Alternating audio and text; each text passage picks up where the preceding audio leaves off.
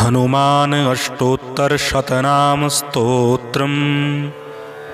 आञ्जनेयो महावीरो हनुमान् मारुतात्मजः। तत्त्वज्ञानप्रदः सीता देवी मुद्राप्रदायकः। अशोकवनिकाच्छेत्ता सर्वमायाविभञ्जनः। सर्वबन्धविमोक्ता च रक्षो विध्वंसकारकः। परविद्यापरिहारः परशौर्यविनाशनः। परमन्त्रनिराकर्ता परयन्त्रप्रभेदकः। सर्वग्रहविनाशी च भीमसेनसहायकृत्। सर्वदुःखहरः सर्वलोकचारी मनोजवः। पारिजातद्रुमूलस्थः सर्वमन्त्रस्वरूपवान्। सर्वतन्त्रस्वरूपी च सर्वयन्त्रात्मकस्तथा। कपीश्वरो महाकायः सर्वरोगहरः प्रभुः। बलसिद्धिकरः सर्वविद्यासम्पत्प्रदायकः। कपिसेनानायकश्च भविष्यच्चतुराननः। कुमारब्रह्मचारी च रत्नकुण्डलदीप्तिमान्। सञ्चलद्वालसन्नद्ध लम्बमानसिखोज्ज्वलः। गन्धर्वविद्यातत्त्वज्ञो महाबलपराक्रमः। कारागृहविमोक्ता च शृङ्खलाबन्धमोचकः। सागरोत्तारकः प्राज्ञो रामदूतः प्रतापवान्। वानरः केसरीसुतः सीताशोकनिवारकः। अञ्जनागर्भसम्भूतो बालार्कसदृशाननः। विभीषणप्रियकरो दशग्रीवकुलान्तकः। लक्ष्मणप्राणदाता च वज्रकायो महाद्युतिः। चिरञ्जीवी रामभक्तो दैत्यकार्यविघातकः। अक्षहन्ता काञ्चनाभः पञ्चवक्त्रो महातपाः। लङ्किणीभञ्जनः श्रीमान् सिंहिका प्राणभञ्जनः। गन्धमादनशैलस्थो लङ्कापुरविदाहकः। सुग्रीवसचिवो धीरः शूरो दैत्यकुलान्तकः। सुरार्चितो महातेजा रामचूडामणिप्रदः। कामरूपी पिङ्गलाक्षो वार्धिमैनाकपूजितः। कबलीकृतमार्तण्डमण्डलो विजितेन्द्रियः। रामसुग्रीवसन्धाता महारावणमर्दनः। स्फटिकाभो वागधीशो नवव्याकृतिपण्डितः।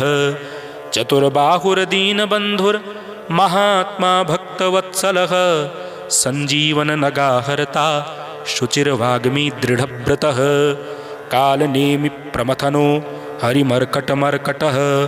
दान्तः शान्तः प्रसन्नात्मा शतकण्ठमदापहृत्। योगी रामकथालोलः सीतान्वेषणपण्डितः। वज्रदष्टो वज्रनखो रुद्रवीर्यसमुद्भवः। इन्द्रजित्प्रहितामोघ ब्रह्मास्त्रविनिवारकः। पार्थध्वजाग्रसंवासी शरपञ्जरभेदकः। दशबाहुर्लोकपूज्यो जाम्बवत्प्रीतिवर्धनः। सीतासमेत श्रीराम भद्रपूजाधुरन्धर। आञ्जनेयो महावीरो हनुमान् मारुतात्मजः। तत्त्वज्ञानप्रदः सीता देवी मुद्राप्रदायकः। अशोकवनिकाच्छेत्ता सर्वमायाविभञ्जनः। सर्वबन्धविमोक्ता च रक्षो विध्वंसकारकः। परविद्यापरिहारः परशौर्यविनाशनः। परमन्त्रनिराकर्ता परयन्त्रप्रभेदकः। सर्वग्रहविनाशी च भीमसेनसहायकृत्। सर्वदुःखहरः सर्वलोकचारी मनोजवः। पारिजातद्रुमूलस्थः सर्वमन्त्रस्वरूपवान्। सर्वतन्त्रस्वरूपी च सर्वयन्त्रात्मकस्तथा। कपीश्वरो महाकायः सर्वरोगहरः प्रभुः। बलसिद्धिकरः सर्वविद्यासम्पत्प्रदायकः। कपिसेनानायकश्च भविष्यच्चतुराननः। कुमारब्रह्मचारी च रत्नकुण्डलदीप्तिमान्। सञ्चलद्वालसन्नद्ध लम्बमानसिखोज्ज्वलः गन्धर्वविद्यातत्त्वज्ञो महाबलपराक्रमः कारागृहविमोक्ता च शृङ्खलाबन्धमोचकः सागरोत्तारकः प्राज्ञो रामदूतः प्रतापवान् वानरः केसरीसुतः सीताशोकनिवारकः अञ्जनागर्भसम्भूतो बालार्कसदृशाननः विभीषणप्रियकरो दशग्रीवकुलान्तकः लक्ष्मणप्राणदाता च वज्रकायो महाद्युतिः चिरञ्जीवी रामभक्तो दैत्यकार्यविघातकः अक्षहन्ता काञ्चनाभः पञ्चवक्त्रो महातपाः लङ्किणीभञ्जनः श्रीमान् सिंहिका प्राणभञ्जनः गन्धमादनशैलस्थो लङ्कापुरविदाहकः सुग्रीवसचिवो धीरः शूरो दैत्यकुलान्तकः सुरार्चितो महातेजा रामचूडामणिप्रदः कामरूपी पिङ्गलाक्षो वार्धिमैनाकपूजितः कबलीकृतमार्तण्ड मण्डलो विजितेन्द्रियः रामसुग्रीवसन्धाता महारावणमर्दनः स्फटिकाभो वागधीशो नवव्याकृतिपण्डितः चतुर्बाहुर्दीनबन्धुर्महात्मा भक्तवत्सलः सञ्जीवननगाहर्ता शुचिर्वाग्मी दृढव्रतः कालनेमिप्रमथनो हरिमर्कटमर्कटः दान्तः शान्तः प्रसन्नात्मा शतकण्ठमदापहृत् योगी रामकथालोलः सीतान्वेषणपण्डितः वज्रदष्टो वज्रनखो रुद्रवीर्यसमुद्भवः इन्द्रजित्प्रहितामोघ ब्रह्मास्त्रविनिवारकः पार्थध्वजाग्रसंवासी शरपञ्जरभेदकः दशबाहुर्लोकपूज्यो जाम्बवत्प्रीतिवर्धनः सीतासमेत श्रीराम भद्रपू आञ्जनेयो महावीरो हनुमान्मारुतात्मजः तत्त्वज्ञानप्रदः सीता देवी मुद्राप्रदायकः अशोकवनिकाच्छेत्ता सर्वमायाविभञ्जनः सर्वबन्धविमोक्ता च रक्षो विध्वंसकारकः परविद्यापरिहारः परशौर्यविनाशनः परमन्त्रनिराकर्ता परयन्त्रप्रभेदकः सर्वग्रहविनाशी च भीमसेनसहायकृत् सर्वदुःखहरः सर्वलोकचारी मनोजवः पारिजातद्रुमूलस्थः सर्वमन्त्रस्वरूपवान् सर्वतन्त्रस्वरूपी च सर्वयन्त्रात्मकस्तथा कपीश्वरो महाकायः सर्वरोगहरः प्रभुः बलसिद्धिकरः सर्वविद्यासम्पत्प्रदायकः कपिसेनानायकश्च भविष्यच्चतुराननः कुमारब्रह्मचारी च रत्नकुण्डलदीप्तिमान् सञ्चलद्वालसन्नद्ध लम्बमानसिखोज्ज्वलः गन्धर्वविद्यातत्त्वज्ञो महाबलपराक्रमः कारागृहविमोक्ता च शृङ्खलाबन्धमोचकः सागरोत्तारकः प्राज्ञो रामदूतः प्रतापवान् वानरः केसरीसुतः सीताशोकनिवारकः अञ्जनागर्भसम्भूतो बालार्कसदृशाननः विभीषणप्रियकरो दशग्रीवकुलान्तकः लक्ष्मणप्राणदाता च वज्रकायो महाद्युतिः चिरञ्जीवी रामभक्तो दैत्यकार्यविघातकः अक्षहन्ता काञ्चनाभः पञ्चवक्त्रो महातपाः लङ्किणीभञ्जनः श्रीमान् सिंहिका प्राणभञ्जनः गन्धमादनशैलस्थो लङ्कापुरविदाहकः सुग्रीवसचिवो धीरः शूरो दैत्यकुलान्तकः सुरार्चितो महातेजा रामचूडामणिप्रदः कामरूपी पिङ्गलाक्षो वार्धिमैनाकपूजितः कबलीकृतमार्तण्ड मण्डलो विजितेन्द्रियः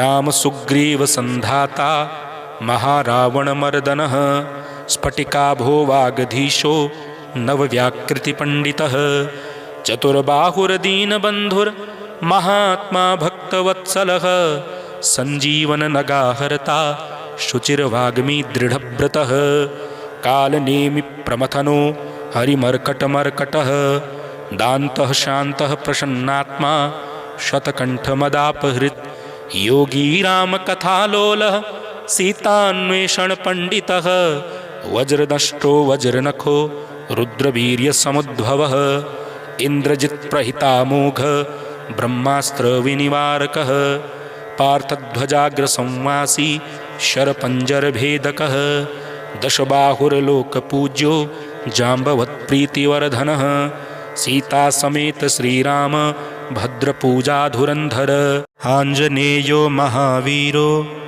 हनुमान् मारुतात्मजः तत्त्वज्ञानप्रदः सीता देवी मुद्राप्रदायकः अशोकवनिकाच्छेत्ता सर्वमायाविभञ्जनः सर्वबन्धविमोक्ता च रक्षो विध्वंसकारकः परविद्यापरिहारः परशौर्यविनाशनः परमन्त्रनिराकर्ता परयन्त्रप्रभेदकः सर्वग्रहविनाशी च भीमसेनसहायकृत् सर्वदुःखहरः सर्वलोकचारी मनोजवः पारिजातद्रुमूलस्थः सर्वमन्त्रस्वरूपवान् सर्वतन्त्रस्वरूपी च सर्वयन्त्रात्मकस्तथा कपीश्वरो महाकायः सर्वरोगहरः प्रभुः बलसिद्धिकरः सर्वविद्यासम्पत्प्रदायकः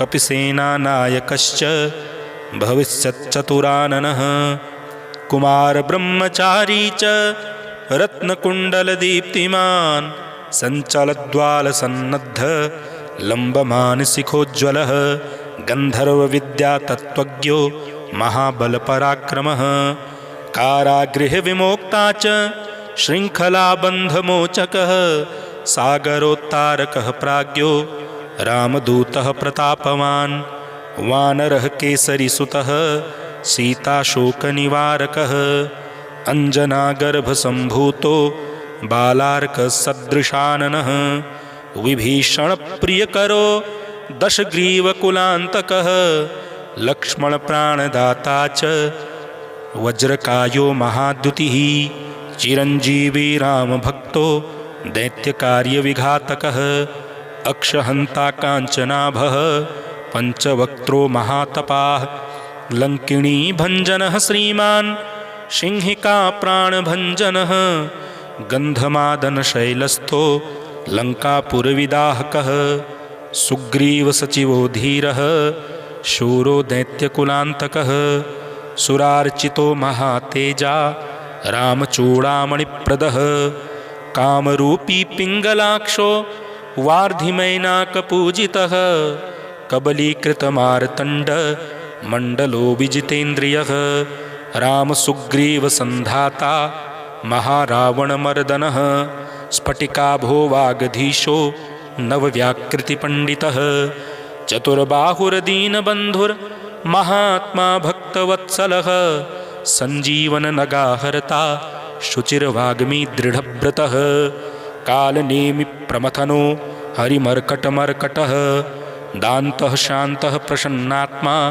शतकण्ठमदापहृत् योगी रामकथालोलः सीतान्वेषणपण्डितः वज्रदष्टो वज्रनखो रुद्रवीर्यसमुद्भवः इन्द्रजित्प्रहितामोघ ब्रह्मास्त्रविनिवारकः पार्थध्वजाग्रसंवासी शरपञ्जरभेदकः दशबाहुर्लोकपूज्यो जाम्बवत्प्रीतिवर्धनः सीतासमेत श्रीराम भद्रपूज आञ्जनेयो महावीरो हनुमान् मारुतात्मजः तत्त्वज्ञानप्रदः सीता देवी मुद्राप्रदायकः अशोकवनिकाच्छेत्ता सर्वमायाविभञ्जनः सर्वबन्धविमोक्ता च रक्षो विध्वंसकारकः परविद्यापरिहारः परशौर्यविनाशनः परमन्त्रनिराकर्ता परयन्त्रप्रभेदकः सर्वग्रहविनाशी च भीमसेनसहायकृत् सर्वदुःखहरः सर्वलोकचारी मनोजवः पारिजातद्रुमूलस्थः सर्वमन्त्रस्वरूपवान् सर्वतन्त्रस्वरूपी च सर्वयन्त्रात्मकस्तथा कपीश्वरो महाकायः सर्वरोगहरः प्रभुः बलसिद्धिकरः सर्वविद्यासम्पत्प्रदायकः कपिसेनानायकश्च भविष्यच्चतुराननः कुमारब्रह्मचारी च रत्नकुण्डलदीप्तिमान् सञ्चलद्वालसन्नद्ध लम्बमानसिखोज्ज्वलः गन्धर्वविद्यातत्त्वज्ञो महाबलपराक्रमः कारागृहविमोक्ता च शृङ्खलाबन्धमोचकः सागरोत्तारकः प्राज्ञो रामदूतः प्रतापवान् वानरः केसरीसुतः सीताशोकनिवारकः अञ्जनागर्भसम्भूतो बालार्कसदृशाननः विभीषणप्रियकरो दशग्रीवकुलान्तकः लक्ष्मणप्राणदाता च वज्रकायो महाद्युतिः चिरञ्जीवी रामभक्तो दैत्यकार्यविघातकः अक्षहन्ता काञ्चनाभः पञ्चवक्त्रो महातपाः लङ्किणीभञ्जनः श्रीमान् सिंहिका प्राणभञ्जनः गन्धमादनशैलस्थो लङ्कापुरविदाहकः सुग्रीवसचिवो धीरः शूरो दैत्यकुलान्तकः सुरार्चितो महातेजा रामचूडामणिप्रदः कामरूपी पिङ्गलाक्षो वार्धिमैनाकपूजितः कबलीकृतमार्तण्डमण्डलो विजितेन्द्रियः रामसुग्रीवसन्धाता महारावणमर्दनः स्फटिकाभो वागधीशो नवव्याकृतिपण्डितः चतुर्बाहुर्दीनबन्धुर्महात्मा भक्तवत्सलः सञ्जीवननगाहर्ता शुचिर्वाग्मी दृढव्रतः कालनेमिप्रमथनो हरिमर्कटमर्कटः दान्तः शान्तः प्रसन्नात्मा शतकण्ठमदापहृत् योगी रामकथालोलः सीतान्वेषणपण्डितः वज्रदष्टो वज्रनखो रुद्रवीर्यसमुद्भवः इन्द्रजित्प्रहितामोघ ब्रह्मास्त्रविनिवारकः पार्थध्वजाग्रसंवासी शरपञ्जरभेदकः दशबाहुर्लोकपूज्यो जाम्बवत्प्रीतिवर्धनः सीतासमेत श्रीराम भद्रपूजाधुरन्धर।